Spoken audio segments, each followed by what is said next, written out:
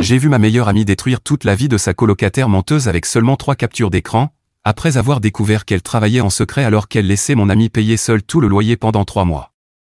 Je squattais le canapé de mon ami GIA quand je l'ai vu réduire en miettes la vie entière de sa colocataire avec seulement 3 captures d'écran et un timing parfait.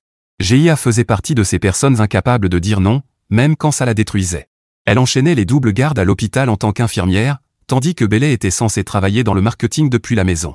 Pourtant, j'avais remarqué que Bélé passait la plupart de ses après-midi à regarder Netflix en pyjama. Quand Bélé est venue pleurer auprès de GIA en septembre en disant qu'elle avait été licenciée et ne pouvait plus payer sa part du loyer, GIA a immédiatement proposé de couvrir sa moitié le temps qu'elle retrouve quelque chose, alors qu'elle mangeait déjà des ramen 5 soirs par semaine pour économiser. J'habite dans l'état voisin, mais quand je viens en ville, je dors sur le canapé de GIA et je lui donne toujours un peu d'argent pour compenser. Donc moi, je payais, mais sa véritable colocataire, non. Le premier mois, GIA a payé le loyer complet sans se plaindre et a même acheté des courses supplémentaires pour que Bélé n'ait pas à s'inquiéter de la nourriture en cherchant un emploi. Le deuxième mois, Bélé a affirmé qu'elle était proche d'obtenir une offre mais avait besoin de plus de temps, et GIA a encore payé, tout en prenant des gardes de nuit supplémentaires qui la laissaient si épuisée qu'elle s'est déjà endormie debout dans la cuisine. Au troisième mois, la voiture de GIA a commencé à faire un bruit de grincement, signe que ses freins étaient foutus, mais elle a quand même donné l'argent du loyer de Bélé, parce que celle-ci jurait attendre une réponse d'un entretien final. GIA a enfin trouvé le courage de demander à Bélé de lui rembourser au moins un mois de loyer pour réparer sa voiture avant qu'elle ne devienne totalement inutilisable. Elle a abordé la chose avec une prudence extrême, expliquant qu'elle marchait désormais sous la pluie pour aller travailler car elle avait peur de conduire sans frein en état, et qu'elle ne demandait même pas les 3 mois, juste de quoi couvrir la réparation. Bélé a alors joué la comédie, faisant semblant d'être dévastée de ne pas pouvoir aider, parlant du marché de l'emploi soi-disant catastrophique et expliquant qu'elle empruntait déjà à ses parents juste pour survivre. J'étais là, sur le canapé, quand le petit ami de Bélé, Craig, est arrivé ce soir-là. Bélé lui racontait à quel point elle se sentait coupable pour la situation de la voiture de GIA, tout en portant une veste de marque toute neuve que je n'avais jamais vue. Craig a même proposé de prêter de l'argent directement à GIA, mais Bélé a immédiatement refusé, disant qu'il ne devait pas encourager la mauvaise gestion financière de GIA. J'avais envie de lui jeter quelque chose à la tête. 3 jours plus tard, la voiture de GIA est tombée en panne sur l'autoroute, et elle a dû la faire remorquer jusqu'à son immeuble où elle est restée comme un rappel géant de l'égoïsme de Bélé. GIA prenait maintenant 2 bus pour ses gardes de 12 heures à l'hôpital, ce qui rallongeait son trajet quotidien de 3 heures, tandis que Bélé prétendait faire des entretiens virtuels depuis sa chambre. J'ai commencé à remarquer des colis arriver presque tous les jours pour Bélé, venant de boutiques en ligne coûteuses, et elle se précipitait toujours pour les récupérer avant que GIA ne rentre du travail.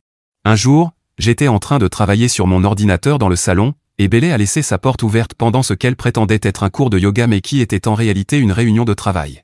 Je l'ai entendu discuter clairement de délais de projet avec son équipe et se plaindre de sa charge de travail dans l'entreprise qu'il aurait soi-disant licencié 3 mois plus tôt. J'ai immédiatement envoyé un texto à GIA pour lui dire ce que j'avais entendu.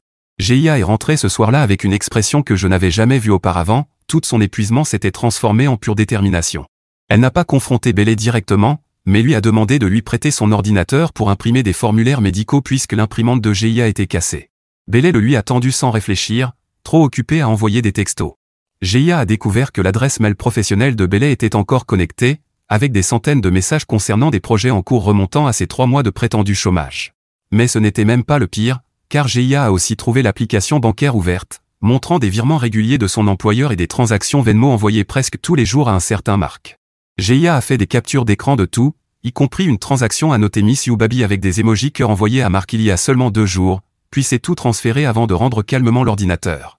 GIA s'est assise à côté de moi sur le canapé pour rédiger un message à Craig pendant que Bélé chantait sous la douche, insouciante.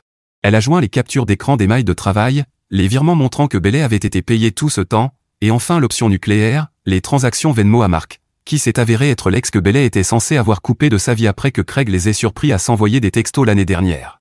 GIA a tapé un message disant « Bélé a travaillé tout ce temps et utilise l'argent que tu crois lui donner pour le loyer afin de payer son ex Marc pour ce qui ressemble à bien plus que de l'amitié », puis a laissé son doigt flotter au-dessus du bouton « Envoyer ». Au moment même où elle a appuyé, nous avons entendu le téléphone de Craig sonner dans la chambre de Bélé. Silence complet, puis la voix de Bélé « Bébé, qu'est-ce qu'il y a ?» GIA et moi étions figés, attendant de voir ce qui allait se passer, mais nous n'étions pas prêtes pour ce qui est arrivé ensuite. La voix de Craig a explosé à travers la porte de la chambre comme une bombe, il exigeait de savoir qui était Marc et pourquoi elle lui envoyait de l'argent depuis des mois. Le chant sous la douche s'est interrompu net et l'eau a été coupée si vite que les tuyaux ont tremblé dans les murs. $300 la semaine dernière avec des cœurs et Miss You Baby. Miss You Baby? Sa voix s'est brisée sur le dernier mot, et j'entendais ses pas nerveux faire craquer le plancher près de la commode de Bailey. Bailey est sortie de la salle de bain en serviette, laissant ses cheveux trempés dégouliner sur le parquet, des empreintes mouillées derrière elle, tandis qu'elle se précipitait vers Craig. Bébé, Mark est juste un ami qui avait besoin d'aide pour payer son loyer. Je te jure qu'il allait être à la rue. Sa voix avait cette panique aiguë que j'avais reconnue le jour où elle avait parlé à GIA de sa prétendue perte d'emploi, ce ton qui aurait dû être un signal d'alarme. Craig se tenait là, son téléphone à la main, défilant sur des mois de transactions Venmo, le visage de plus en plus rouge à chaque balayage. Aider pour le loyer, ça n'a pas besoin d'émoji cœur, Bailey. Ça n'a pas besoin de date de te voir ou de la nuit dernière était incroyable. Il lui a brandi le téléphone au visage, affichant capture après capture que GIA lui avait envoyé. Et ça, c'est quoi? Discuter de délai de projet dans ce job qui t'aurait soi-disant viré il y a 3 mois? Bailey a tenté d'attraper le téléphone mais Craig l'a levé au-dessus de sa tête, hors de sa portée, même sur la pointe des pieds. C'est là que Bailey s'est mise à pleurer, pas de vraies larmes, mais ses gouttes calculées qu'elle pouvait produire à la demande. D'accord. J'ai gardé mon travail, mais j'avais trop honte d'avouer que j'avais menti sur mon licenciement. Ma mère, elle est malade. Elle a besoin d'aide pour ses frais médicaux et je ne savais pas comment demander. Elle a caché son visage entre ses mains comme si elle avait honte, mais je voyais ses yeux filtrer entre ses doigts pour vérifier si Craig la croyait. Craig ne la regardait même plus. Il lisait à voix haute depuis ses mailles professionnelles sur son téléphone. Objet, projet Cabo le mois prochain. Hâte de siroter une margarita sur la plage pendant que ces imbéciles seront coincés au bureau. Sa voix était plate maintenant, sans émotion, ce qui était encore pire que les cris. GIA mangeait des ramen tous les soirs pour couvrir ton loyer pendant que toi, tu planifiais des vacances à la plage. La serviette de Bailey glissait et elle devait la retenir d'une main tout en tendant l'autre vers Craig. Quelqu'un a piraté mon ordinateur portable. Ils ont dû entrer dans mes emails. Mais Craig secouait simplement la tête, faisant défiler les preuves. Je connais ton mot de passe, Bailey. Tu te souviens? Tu m'as donné la permission d'utiliser ton ordinateur la semaine dernière pour imprimer des billets de concert. L'historique Venmo remontait même avant leur relation, montrant des paiements à Mark d'avant que Bailey n'emménage avec GIA. La voix de Craig était tombée presque en un murmure, et GIA et moi avons dû nous pencher sur le canapé pour l'entendre. Est-ce que tu as déjà vraiment été avec moi, ou je n'étais qu'un mec pour t'emmener au restaurant pendant que tu envoyais l'argent à lui? Bailey ouvrit la bouche, mais aucun son n'en sortit. Juste ce halètement, comme un poisson hors de l'eau. Craig sortit furieux de la chambre en portant son sac de sport qu'il gardait toujours dans le placard de Bailey. Celui avec ses affaires de gym et ses blouses supplémentaires pour ses gardes à l'hôpital. Bailey le poursuivit, sa serviette à peine retenue, ses cheveux dégoulinant encore sur la moquette. Craig, s'il te plaît, laisse-moi expliquer. Ce n'est pas ce que tu crois. Mais il était déjà à la porte d'entrée, qu'il ouvrit si violemment qu'elle rebondit contre le mur. Supprime mon numéro, Bailey. C'est fini. Il claqua la porte avec une telle force que les certificats d'infirmière de GIA tremblèrent sur le mur et qu'un d'entre eux tomba, le verre se brisant en touchant le sol. Bailey resta plantée là, trempée, tremblante, puis se retourna vers nous sur le canapé, le visage tordu de rage. « Tu as fouillé dans mon ordinateur ?» Elle hurlait sur GIA, de la salive jaillissant de sa bouche. « Tu n'avais pas le droit. C'est une invasion de la vie privée. C'est illégal. » GIA ne leva même pas les yeux de son téléphone, continuant à faire défiler quelque chose pendant que Bailey s'égosillait. « C'est toi qui me l'as donné, et tu avais tout laissé connecté. Ce n'est pas du piratage.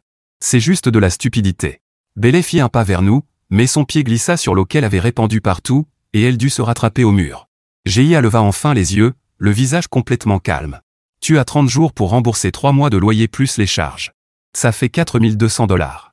Si tu ne le fais pas, je t'emmène devant le tribunal des petites créances. Et j'ai toutes les preuves nécessaires.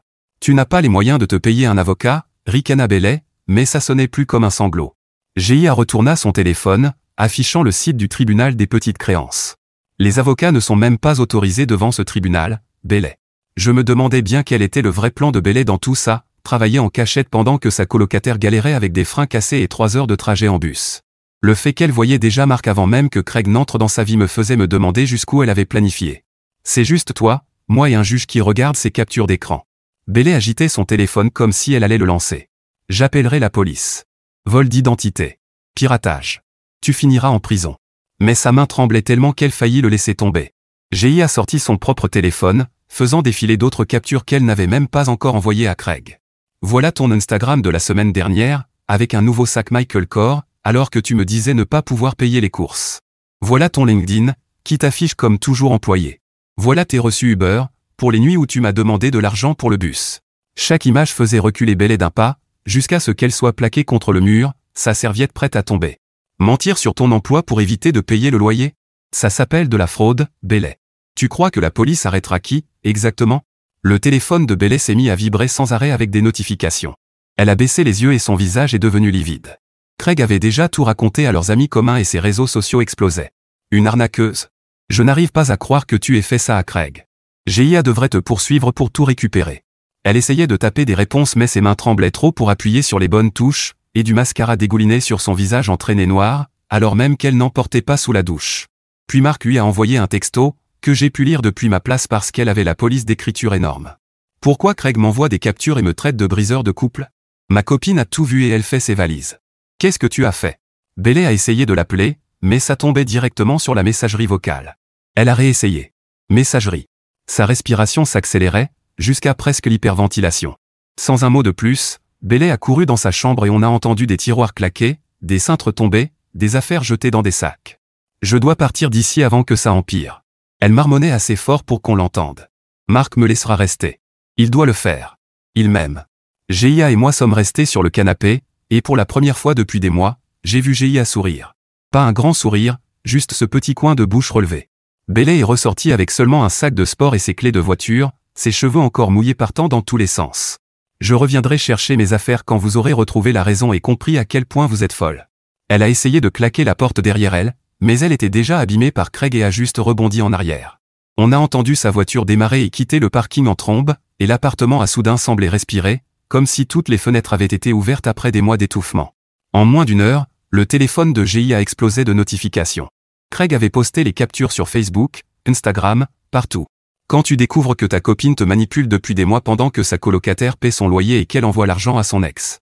Il avait tagué tous leurs amis communs, les collègues de Bélé qu'il connaissait, même sa cousine qui bossait dans le même hôpital que lui. Les commentaires affluaient aussitôt, chacun plus brutal que le précédent. Le lendemain matin, quelqu'un avait transféré le poste de Craig au service RH de l'entreprise de Bélé, demandant s'il savait que leur employé commettait une fraude. Bélé ne le savait pas encore, car elle avait éteint son téléphone pour échapper au désastre sur les réseaux sociaux, mais sa vie professionnelle allait s'effondrer tout comme sa vie personnelle. GIA s'était levée tôt pour aller travailler, mais elle avait laissé son ordinateur portable ouvert sur la table basse, et j'ai vu une notification d'email venant de l'entreprise de Bélé, demandant à GIA si elle voulait fournir une déclaration sur la fraude. Les RH avaient essayé d'appeler Bélé pour une réunion d'urgence, mais son téléphone était toujours éteint. Ils avaient envoyé des emails, des textos, et même appelé son contact d'urgence, toujours Craig, qui leur avait indiqué exactement où la trouver. Les emails devenaient de plus en plus pressants. Veuillez répondre immédiatement. Votre présence est exigée avant midi. Le non-respect sera considéré comme un abandon de poste. Bélé a finalement rallumé son téléphone vers 11h du matin, et il a littéralement explosé de notifications, appels manqués du travail, de ses parents, de numéros inconnus. Elle a essayé de rappeler les RH, mais ils lui ont dit qu'elle devait se présenter en personne immédiatement, sans aucune exception.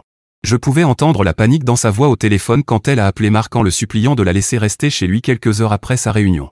Marc est rentré déjeuner pour trouver Bélé sur son canapé, encore dans les vêtements de la veille. Du mascara étalé sous ses yeux. « Qu'est-ce que tu fais ici? Comment t'es entré ?»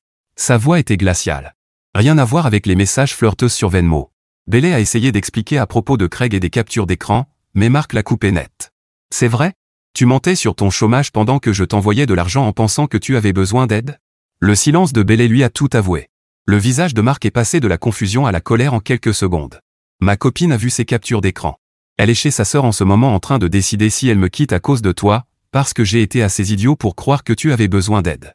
Il a attrapé le bras de Bélé, pas violemment mais fermement, et l'a conduite vers la porte. Tu dois partir maintenant. Elle vient dans une heure pour parler et si elle te trouve ici, c'est fini pour moi.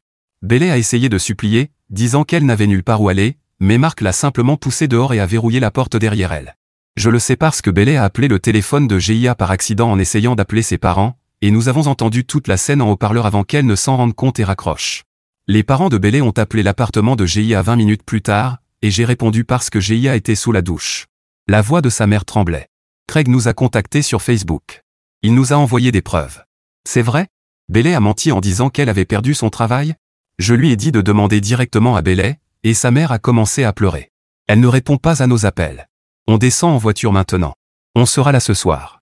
Le lendemain, je suis allé avec GIA au tribunal pour déposer les papiers de la plainte au civil. Elle avait tout imprimé à l'hôpital, capture d'écran, relevé bancaire, message, tout rangé dans un dossier. Les yeux de la greffière se sont agrandis en feuilletant le tout. C'est très complet, dit-elle en tamponnant chaque page. Les frais de dépôt étaient de 80 $ et je les ai payés parce que le compte de GIA se remettait encore des mois passés à couvrir un double loyer. Bélé s'est présenté à la réunion RH cet après-midi-là, l'air de n'avoir pas dormi, portant les mêmes vêtements que la veille. Ils avaient déjà tout imprimé, les posts sur les réseaux sociaux, les preuves de son mensonge concernant le télétravail, ce qu'ils appelaient du vol de temps. La responsable RH lui a dit qu'elle était licenciée immédiatement pour violation de la politique de l'entreprise concernant l'honnêteté et l'intégrité. La sécurité est restée près de son bureau pendant qu'elle emballait ses affaires dans un carton, ses collègues la regardant depuis leur box. Ce soir-là, Bélé est revenu à l'appartement en martelant la porte, suppliant GIA d'abandonner la plainte. « S'il te plaît, j'ai tout perdu. Mon travail, Craig. Marc ne veut même plus me parler. Ce n'est pas suffisant ? GIA a parlé à travers la porte fermée, sans même utiliser la chaîne. Tu as fait tes choix pendant 3 mois pendant que je mangeais des ramen et que je marchais pour aller bosser. Maintenant tu vis avec. » Bélé a continué de frapper, criant que GIA avait ruiné sa vie pour de l'argent qui ne comptait même pas, l'assurance aurait couvert sa si tu avais eu de la patience. Mais GIA a juste monté le son de la télé jusqu'à ce que la voix de Bélé disparaisse. Finalement, nous avons entendu des pas furieux s'éloigner et une portière claquer. Le lendemain matin, le propriétaire a appelé. Il avait vu les posts sur les réseaux sociaux et voulait savoir la vérité sur l'emploi de Bélé. Quand GIA a confirmé que Bélé avait menti sur le paiement du loyer alors qu'elle travaillait en réalité, il a dit que c'était une violation de bail et une fraude. Je commence une procédure d'expulsion immédiatement. Je ne veux pas de locataires comme ça dans mon immeuble. GIA a essayé de dire que Bélé partait de toute façon, mais il a répondu qu'il en avait besoin au dossier pour des raisons légales. Les cartes de crédit de Bélé ont commencé à être refusées partout parce que Craig avait appelé les sociétés pour se retirer comme utilisateur autorisé. Les comptes ont été gelés en attendant l'enquête pour fraude. Bélé a essayé de faire le plein d'essence et a dû abandonner sa voiture à la pompe, repartant à pied sous le regard des autres clients. Quelqu'un qui la connaissait grâce au poste de Craig a pris une photo et l'a postée en ligne avec la légende « Karma is a bitch ». Les parents de Bélé sont arrivés ce soir-là avec un camion de déménagement, prêts à emballer la vie de leur fille. Sa mère a frappé à notre porte, s'excusant auprès de GIA avec des larmes qui coulaient sur son visage. Nous ne l'avons pas élevé pour être comme ça. Je ne sais pas où nous avons échoué. Son père est resté silencieux, chargeant des cartons pendant que Bélé restait dans leur voiture, trop honteuse ou trop en colère pour nous faire face. Les voisins sont sortis pour regarder, tout le monde sachant exactement pourquoi Bélé partait.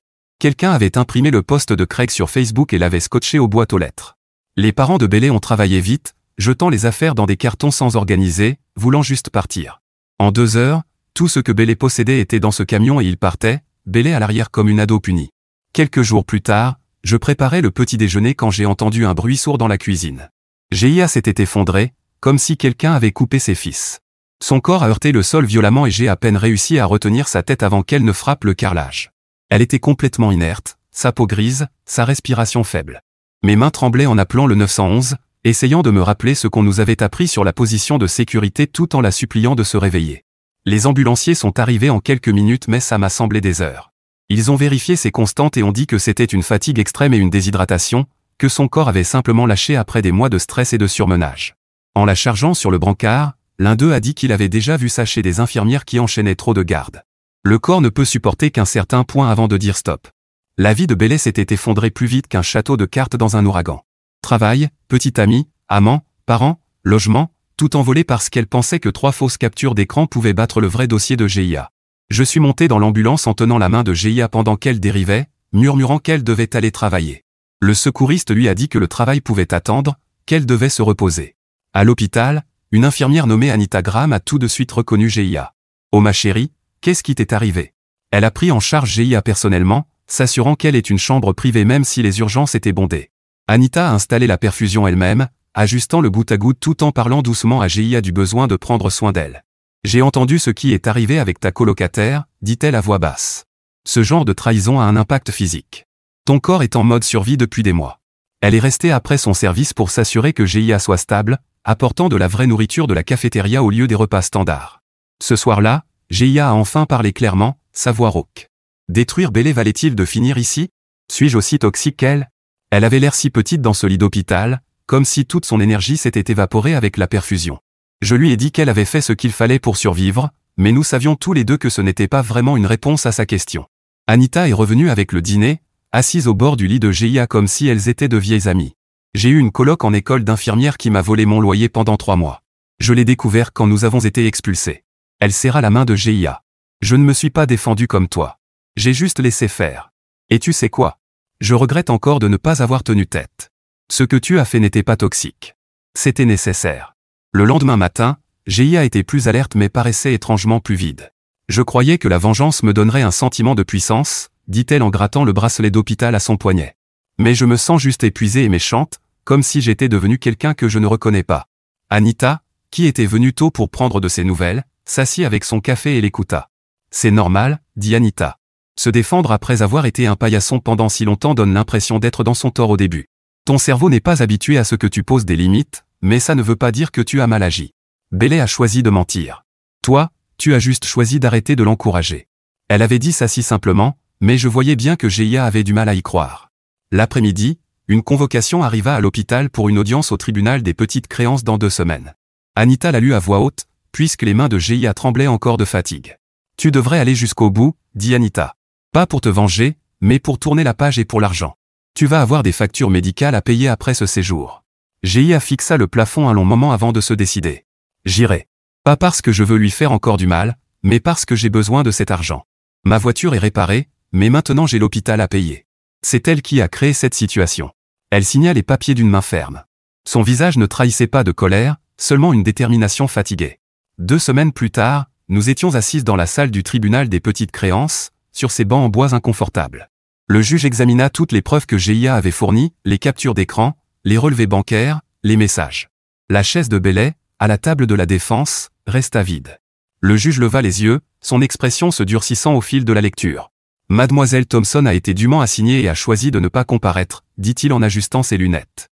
En 15 ans de magistrature, c'est l'un des cas de fraude entre colocataires les plus évidents que j'ai vus. Il brandit les captures d'écran de Venmo, secouant la tête devant les émojis en forme de cœur et les messages. Jugement par défaut en faveur de la plaignante pour le montant total demandé, plus les frais de justice. 3 semaines plus tard, une lettre recommandée arriva avec un chèque des parents de Bailey pour le montant intégral du jugement. Le mot de sa mère était bref. Veuillez accepter ce paiement complet. Nous vous demandons seulement de ne pas engager de saisie sur le salaire de notre fille. Nous sommes profondément désolés. Gia l'encassa immédiatement, voyant enfin son compte afficher autre chose que presque zéro. Avec cet argent, elle fit réviser entièrement sa voiture.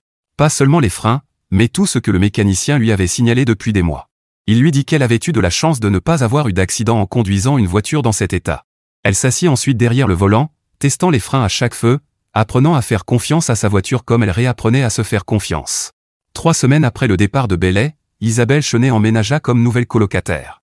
Anita l'avait recommandée depuis l'hôpital, une personne fiable avec fiche de paie et référence. Isabelle mit en place des virements automatiques pour le loyer avant même de poser son premier carton, affirmant qu'elle ne voulait aucune confusion concernant l'argent. Elle achetait ses propres courses et les étiquetait, respectant les limites claires établies par Gia. L'appartement se transforma peu à peu avec la présence d'Isabelle. Elle apporta des plantes qui remplirent les fenêtres, donnant à l'endroit une nouvelle vie.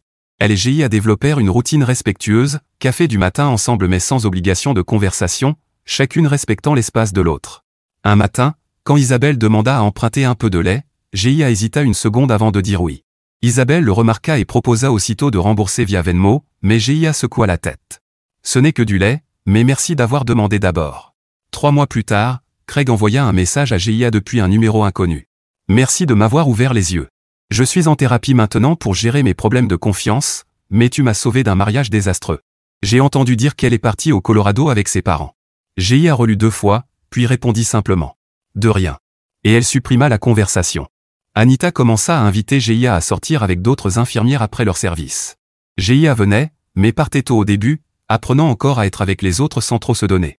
Peu à peu, elle restait plus longtemps, riait même aux histoires sur les patients difficiles. Les murs qu'elle avait érigés étaient encore là, mais ils avaient désormais des portes. Quand je lui rendis visite 6 mois plus tard, l'appartement avait changé. Des plantes partout grâce à Isabelle, Anita qui préparait le dîner, Gia qui riait devant la télévision. Ce n'était plus la Gia épuisée et vide d'avant Bailey, ni la Gia froide et vengeresse du temps de la destruction. C'était quelqu'un de nouveau. Quelqu'un qui avait appris à se protéger sans se fermer complètement. Isabelle mentionna avoir vu le profil LinkedIn de Bailey indiquant qu'elle était au Colorado, en recherche d'opportunités. Quelqu'un avait commenté pour demander si c'était la même Bailey de l'histoire virale de fraude entre colocataires. Gia se contenta d'hocher la tête et changea de sujet. Ce chapitre était clos. L'appartement était devenu un espace durable. Isabelle payait le loyer sans drame. Anita apportait une amitié sans obligation. Les plantes purifiaient l'air et rendaient tout plus frais. Gia avait eu une promotion, gagnant assez pour ne plus avoir besoin de colocataires, mais elle garda Isabelle quand même. C'est agréable d'avoir quelqu'un auprès de moi qui n'attend rien de moi, dit-elle. Ce soir-là, Gia prépara le dîner pour nous toutes. Juste des spaghettis avec une sauce en bocal, rien de spécial, mais elle fredonnait en cuisinant, un air que je ne connaissais pas. C'était la première fois que je l'entendais depuis avant les mensonges de Bellet. Le son était discret, mais il remplissait la cuisine comme une preuve de sa guérison. Avant que je parte le lendemain matin, Gia me fit un vrai câlin. Pas ces accolades rapides et raides que nous échangions jusque-là, mais un câlin sincère. « Merci d'être resté à mes côtés pendant tout ça », murmura-t-elle. Même quand je me suis refermé. Je la serrai fort, sentant à quel point elle était plus saine, plus solide, plus seulement un corps fatigué et usé. « C'est ce que font les amis », répondis-je. Et je la sentis hocher la tête contre mon épaule. Nous étions différentes, toutes les deux. Changées par ce qui s'était passé. Mais ça allait. Différentes, mais ça allait.